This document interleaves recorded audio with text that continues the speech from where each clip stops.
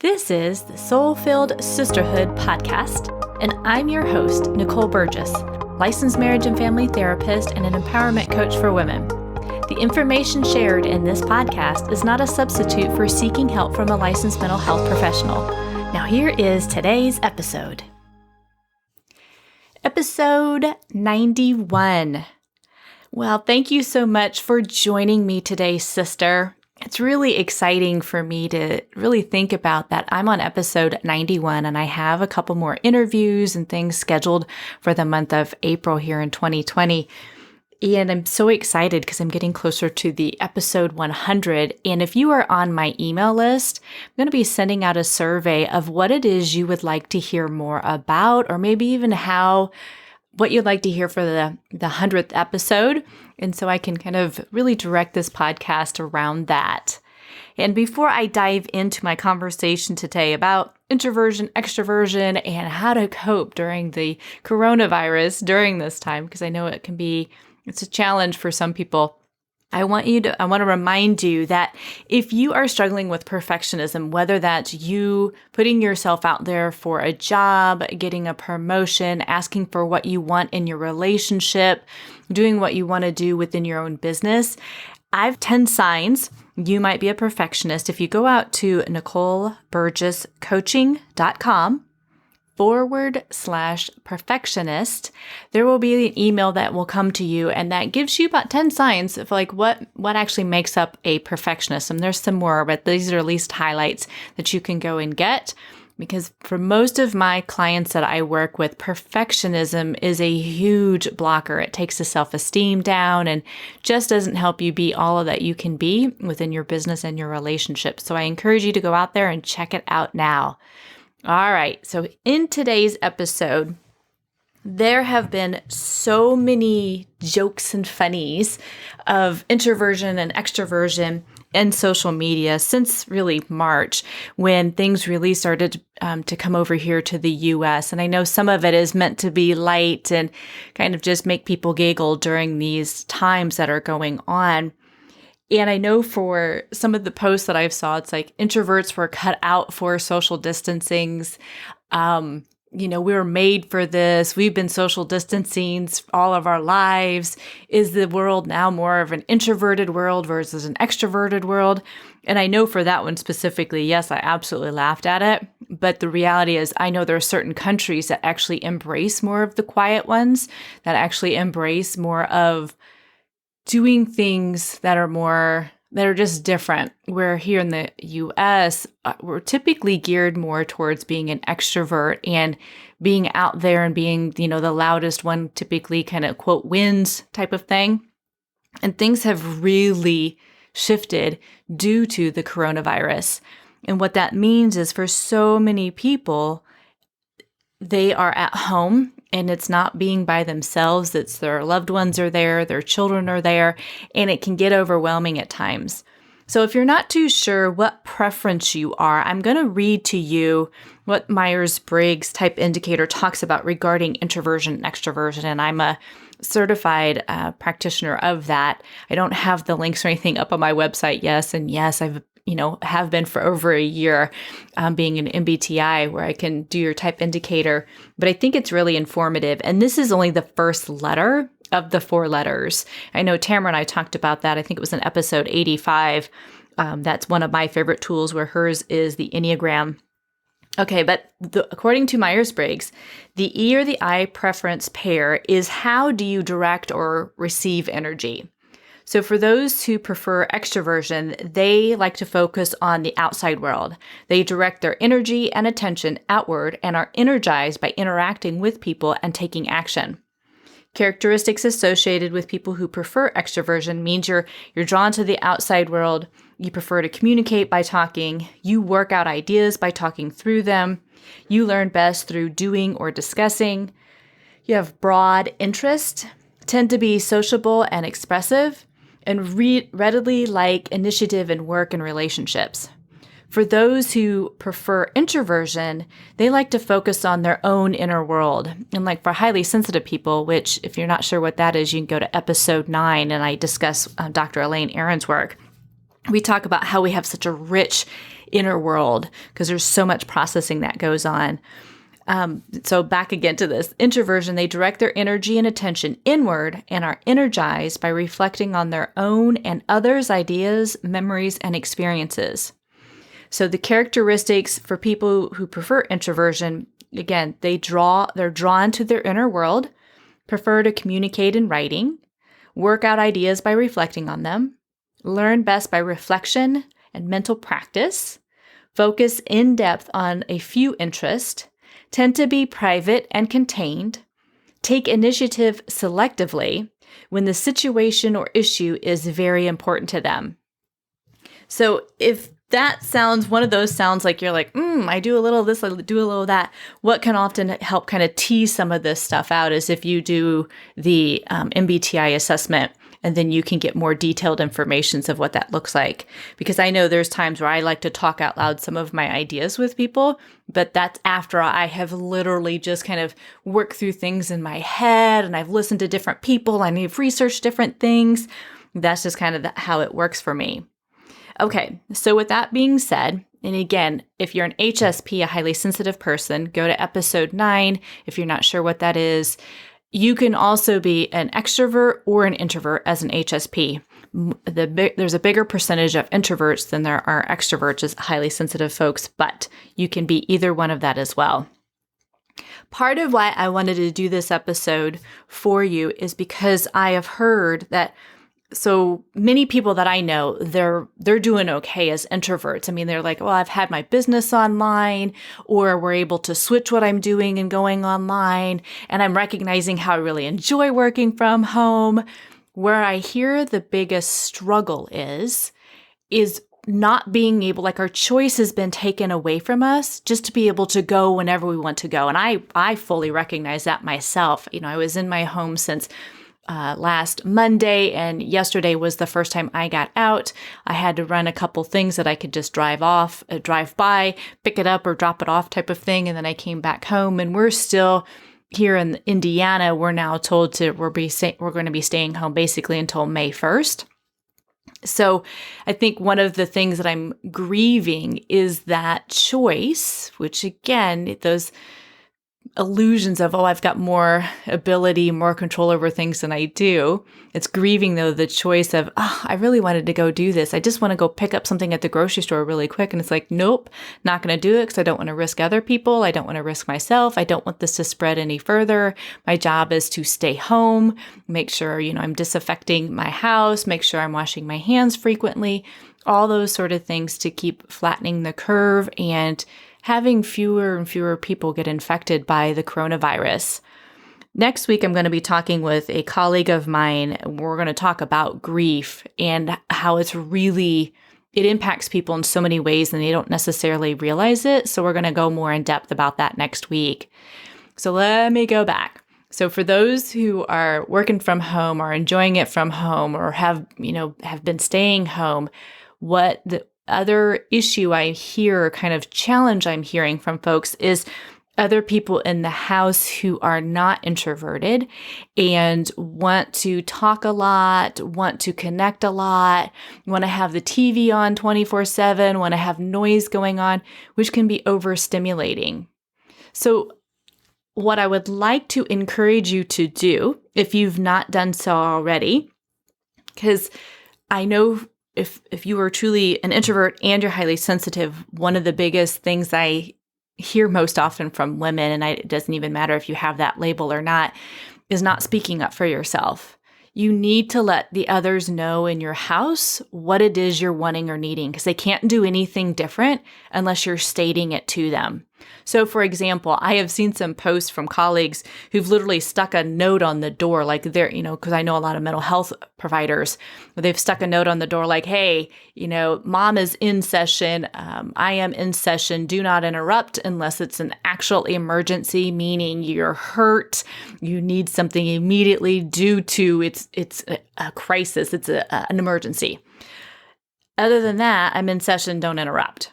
So it's like even just having a piece of paper stuck on a door saying, please leave me alone for a little bit because I'm working. If you're able to do that, do that. If you need some quiet time, make it for the whole family. Like make a whole 30 minutes of quiet time, no matter what the age of your child is or those that are in your household, just because they also need the interactions. Like, hey, I've been interacting with everybody all day. I'm overstimulated. I can feel I'm getting more edgy or grumpy or frustrated, and I just need less stimulation. So that means no TVs are on, no phones are being used. People get to read, you get to meditate, you get to do some yoga, maybe do some stretching. If you're able to go outside where you live, go outside, do some stretching, do some walking. Again, making sure you're social distancing from folks as well. But you can instill for the whole family daily quiet time. And I know, I encourage out of my clients prior to this whole pandemic that it's okay to ask for that. It's okay to create that in your home.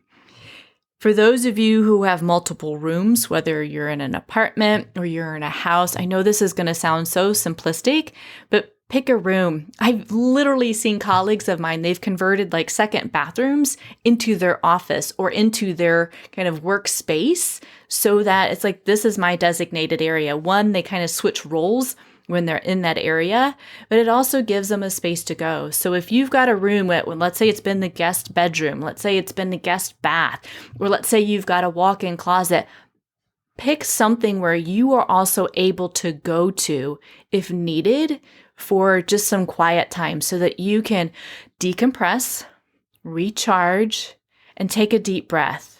And that may be a rotating room for everybody to have just a moment of just kind of getting away from one another during this time.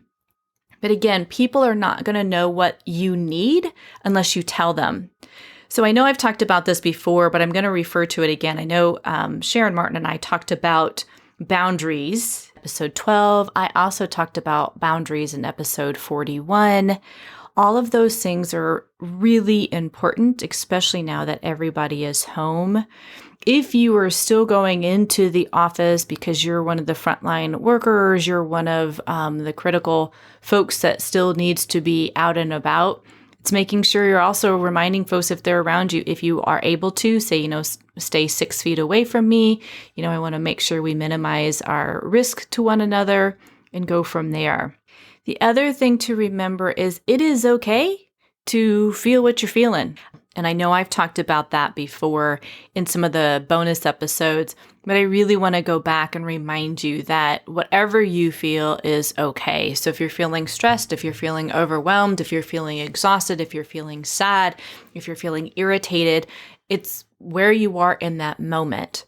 So state it out loud. You may need to journal about it. You may need to state it to the loved one that you are at home with. Just like, this is where I am at. It doesn't, they can't change it. They can't take it from you. It is what it is. You are where you are. But it's just giving yourself the permission to voice it so that you can move through it.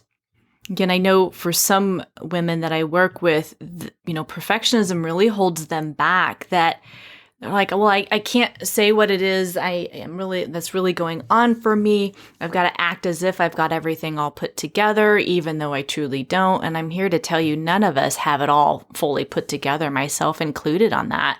I'm doing what I can. I continue to do my own inner work. While the clients that I work with, they're doing their own inner work. We're challenging old mindsets and stories that are coming up. It's perfectionism so much is about the fear of what other people are going to think. And I don't know, I think it was last month, I saw a post from somebody about just really getting clear of what is important in life. And I know for some, this is going to probably offend you. I'm going to say it anyways. We really have very little control over what is going on.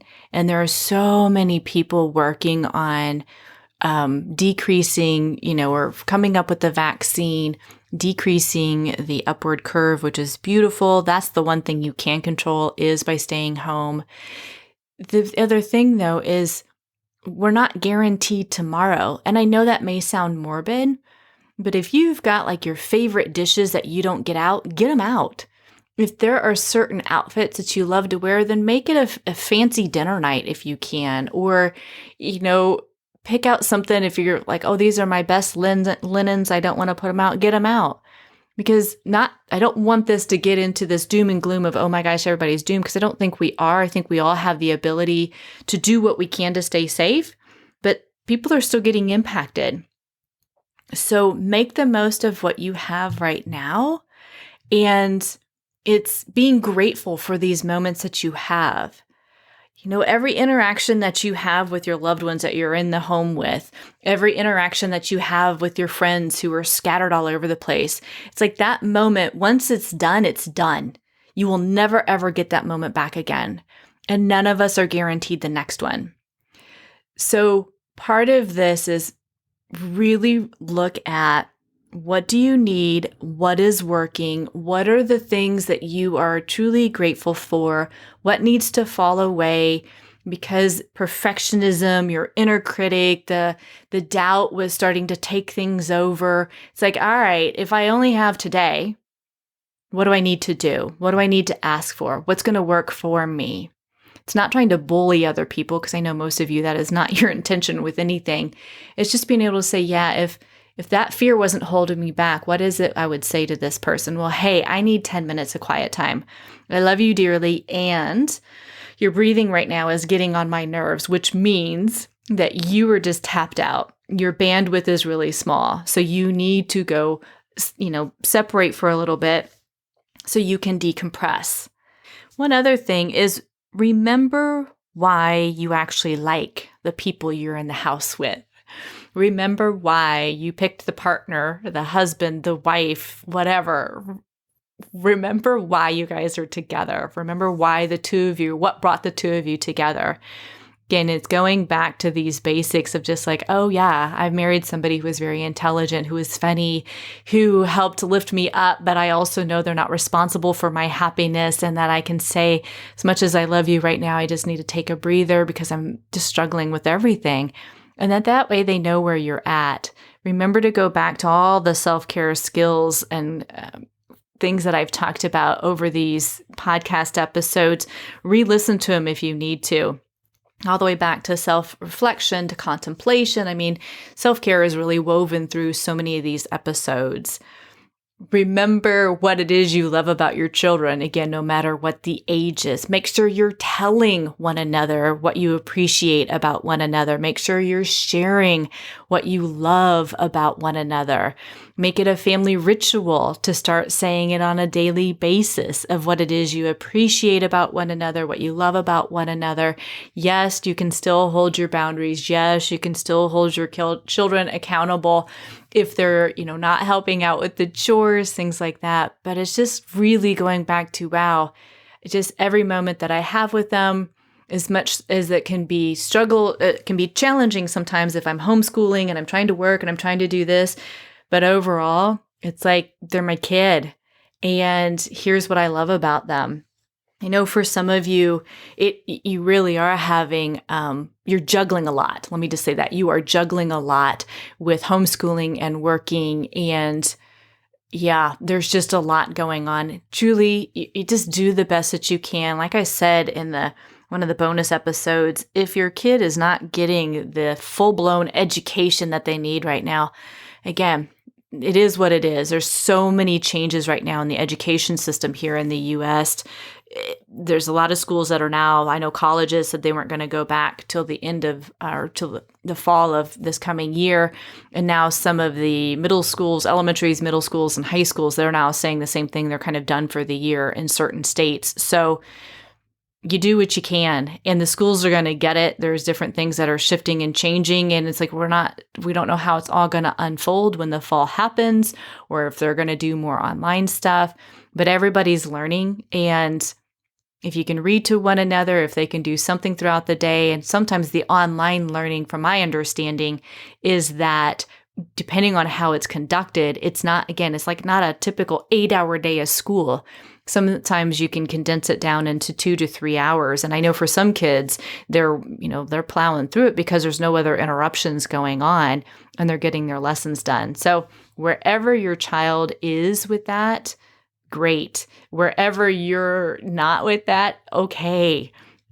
I know there's a lot of online resources, and again, your kids are mostly wanting to make sure that, one, they're okay, that you've got them, that you can talk to them about their own fears, about their own sadness, about their own losses regarding events and activities that are not going to happen this year. That's really what's important, is more about the connection more than anything else. So don't quote me on that if you tell the school board, like, hey, Nicole said I don't have to do any education stuff with my child. But I want to just remind you, like, look at what's really important in your life right now. And yes, schooling is great, and that does evolve our system overall. And I know we're going to make it through this. I truly do. I know everybody on the planet is really doing what they can. And we just don't know what that time frame is. So be gentle with yourself. Truly, truly, truly be gentle with yourself. Be kind to one another.